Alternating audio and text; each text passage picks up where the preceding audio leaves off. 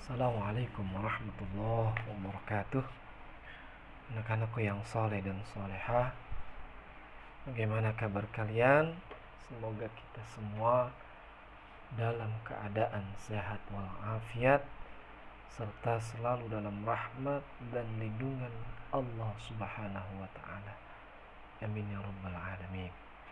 Anak-anakku yang berbahagia,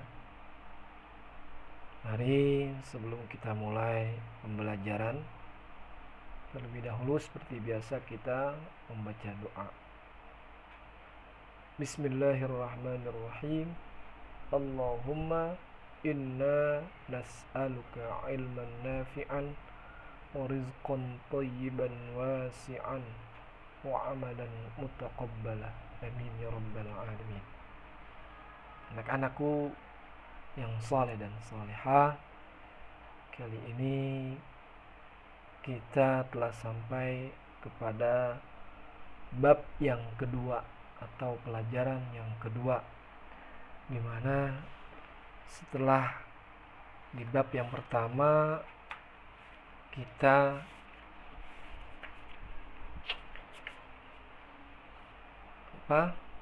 membahas tentang ketabahan Nabi Muhammad SAW dan para sahabat dalam berdakwah. Kali ini adalah tentang kemuliaan dan pribadi serta akhlak Nabi Muhammad sallallahu alaihi wasallam. Tentu ini adalah salah satu faktor yang membuat berhasilnya dakwah Nabi Muhammad sallallahu alaihi wasallam membawa ajaran syariat Islam. Tentu kepribadian dan akhlak Nabi kita Muhammad sallallahu alaihi wasallam tidak diragukan lagi, kemuliaan, sopan santun, kejujuran, kasih sayang yang dibawa oleh Nabi Muhammad sallallahu alaihi wasallam. Sifat-sifat inilah adalah yang membuat dakwah Nabi berhasil dan membawa ajaran Islam sampai saat ini. Alhamdulillahi rabbil alamin. Mengapa? Karena Nabi Muhammad SAW adalah manusia yang sempurna, manusia yang memiliki akhlak yang begitu indah, akhlak yang begitu mulia. Sampai-sampai Allah menyatakan di dalam Al-Quran bahwa Nabi Muhammad SAW diutus sebagai rahmat bagi seluruh alam. Wa ma arsalnaka illa rahmatan lil alamin.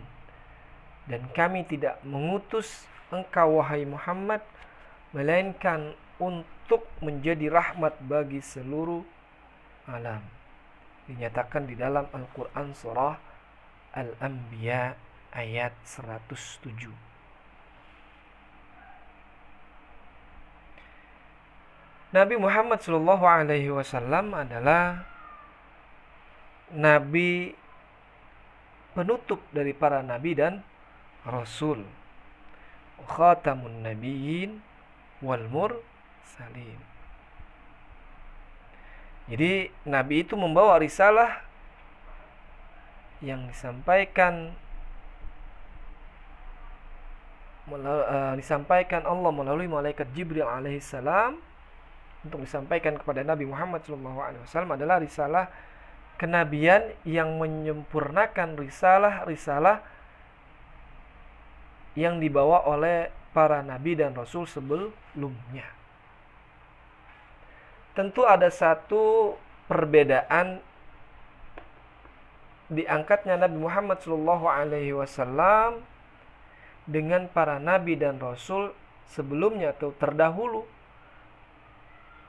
Perbedaan yang disebutkan adalah para nabi dan rasul terdahulu diutus oleh Allah Subhanahu wa taala untuk pada masa tertentu dan kepada umat tertentu saja. Seperti cerita Nabi Lut, cerita Nabi Soleh, cerita Nabi Isa, Musa, Zakaria, Nabi Yusuf, dan nabi-nabi terdahulu yang sebelumnya, sebelum Nabi kita Muhammad SAW. Tentu Nabi kita diutus oleh Allah Subhanahu wa taala untuk seluruh alam. Maka diterangkan di dalam Al-Qur'an, "Wa ma arsalnaka illa rahmatan lil alamin." Jadi Rasul itu membawa kebaikan dan keselamatan untuk seluruh alam. Maka dari itu beliau membawa ajaran syariat Islam, dakwah beliau berhasil dengan akhlak beliau, dengan sifat-sifat mulia beliau, sidik, amanah, tabligh, fatonah. Ini adalah sifat-sifat beliau yang begitu dominan yang membuat dakwah beliau berhasil. Tentu ada ciri-ciri kepribadian dan akhlak Nabi kita Muhammad SAW adalah yang membuat faktor utama keberhasilan dakwah yang dilakukan oleh Rasulullah SAW dalam kurun waktu kurang lebih 23 tahun. Apa yang membuat berhasil? Ya, yang tadi Bapak telah sampaikan adalah akhlak beliau yang begitu mulia, yang begitu santun. Dengan siapapun, kapanpun dan dimanapun, beliau selalu bersifat kasih sayang, lemah lembut. Salah satu ciri-ciri beliau berhasil adalah di sini dijelaskan adalah sifat jujur dan dapat dipercaya. Jadi baginda Rasul ketika beliau berbicara dengan jujur, sesuai dengan apa yang Allah berikan untuk disampaikan kepada umat. Selanjutnya beliau memiliki sifat santun dan lemah lembut kepada siapapun, dimanapun, dengan anak kecilkah itu, dengan orang tuakah itu, atau dengan teman sebaya beliau selalu bersifat santun dan lemah lembut. Namun, walaupun beliau lemah lembut, tetap beliau memiliki sifat yang berani dan tegas. Jadi beliau dikenal sebagai pribadi yang berani dan tegas. Beliau tidak pernah merasa takut untuk menyampaikan kebenaran wahyu yang diberikan oleh Allah Subhanahu wa taala untuk disampaikan kepada umat manusia. Jadi jika memang hal ini tidak boleh, dilarang oleh Allah, maka beliau sampaikan yang hak, yang batil ya batil. Jadi yang baik beliau sampaikan, ini memang baik, ini tidak baik, beliau sampaikan tidak baik. Itulah beliau memiliki sifat yang berani dan tegas kepada siapapun, maupun dia Yahudi kah, Nasrani kah, pada kafir Quraisy, beliau juga tegas. Sampai di dalam beragama yang turun ayat tentang qul ya ayyuhal kafirun. Jadi tentang agama tidak boleh dicampur adukan. Agamamu untukmu dan agamaku untukku. Selanjutnya beliau memiliki sifat penyayang dan toleran kepada siapapun. Disabdakan, diriwayatkan oleh Abi Hurairah, Bismillahirrahmanirrahim. An Abi Hurairah annal Aqra' ibn Habisin absara an-nabiy sallallahu alaihi wasallam yuqabbilul hasana faqala inna li asyratan minal waladi ma qabbaltu wahidan minhum faqala Rasulullah sallallahu alaihi wasallam innahu man la yarhamu la yurham. Diriwayatkan oleh dari Abu Hurairah radhiyallahu an bahwasanya Al-Aqra bin Habis suatu ketika pernah melihat Rasulullah sallallahu alaihi wasallam mencium Hasan bin Ali, cucu beliau, yaitu Hasan dan Husain. Di sini beliau mencium Hasan bin Ali. Melihat itu Al-Aqra bin Habis berkata, "Ya Rasulullah, saya ini mempunyai 10 orang anak, namun tidak pernah sekalipun saya mencium salah satu seorang dari mereka." Rasulullah SAW bersabda, "Sesungguhnya barang siapa yang tidak menaruh belas kasih atau kasih sayang, maka ia tidak akan dikasihi." Ya. Jadi jika kita memiliki sifat kasih dan sayang, insya Allah kita juga akan Allah kasih dan sayangi kita. Hadis riwayatkan oleh Imam Muslim. Jadi anak-anakku yang berbahagia, jika kita berbuat baik, maka kebaikan yang akan kita dapat.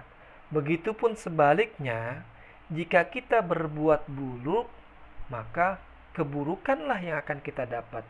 Nauzubillah. Maka dari itu Rasul Shallallahu Alaihi Wasallam sudah mencontohkan kepada kita bahwasanya kebaikan-kebaikan yang kita lakukan tentu akan kembali kepada kita.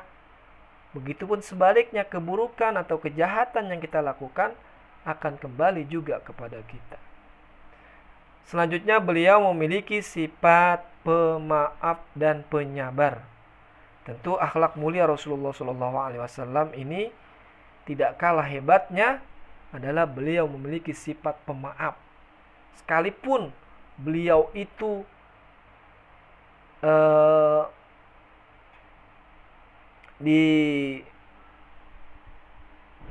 difitnah, dicaci maki, beliau tetap memiliki sifat pemaaf. Selanjutnya beliau memiliki sifat taat kepada Allah Subhanahu wa taala. Tentu sebagai makhluk Allah Subhanahu wa taala, kita harus tunduk dan taat kepada Allah dan Rasul-Nya.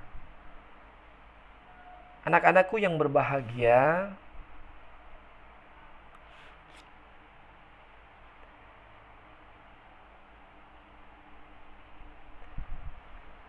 ya, di mana sifat pemaaf dan sabar beliau Rasulullah SAW Allah terangkan di dalam Al-Quran, di dalam surah Al-A'raf ayat 199. Khudhil afwa wa'mur bil urfi wa'arid 'anil jahilin. Jadilah pemaaf dan suruhlah orang mengerjakan yang ma'ruf, serta jangan pedulikan orang-orang yang bodoh. Sampai turun ayat seperti itu, maka Rasul memiliki sifat pemaaf dan penyabar. Selanjutnya yang terakhir, Rasul memiliki sifat taat kepada Allah Subhanahu wa taala. Jadi memang ketaatan wajib bagi kita hamba-hamba Allah untuk taat dan tunduk kepada Allah Subhanahu wa taala. Karena di sisi Allah Subhanahu wa taala adalah taat kita kepada Allah yang menjadikan kita mulia di hadapan Allah dan makhluk di seluruh dunia ini. Inna akramakum indallahi atqakum. Jadi kita mulia itu lantaran dengan taat kita kepada Allah. Jika kita ingin mulia, maka taatilah perintah-perintah Allah dan jauhilah larangan-larangan Allah. Nah, anakku yang berbahagia, cukup pelajaran hari ini kita membahas tentang ciri-ciri kepribadian dan akhlak Nabi Muhammad SAW. Karena faktor inilah yang membuat dakwah Nabi berhasil. Anak-anakku yang berbahagia,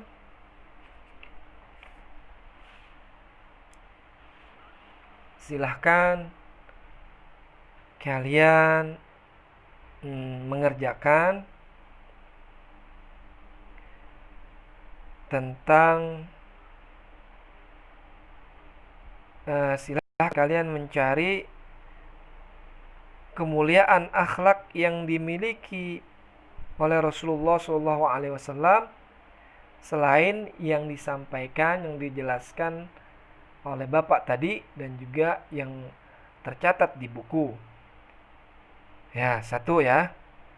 Kemudian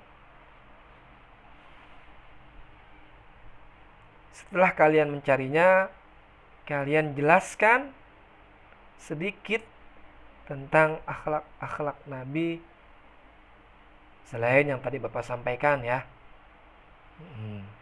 Dicari di buku-buku yang lain.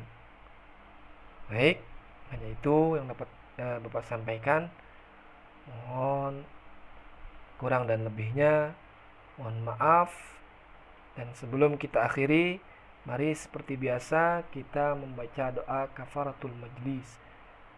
Bismillahirrahmanirrahim. Subhanakallahumma wa bihamdika asyhadu an la ilaha illa anta astaghfiruka wa atubu ilaik. Billahi taufik wal hidayah.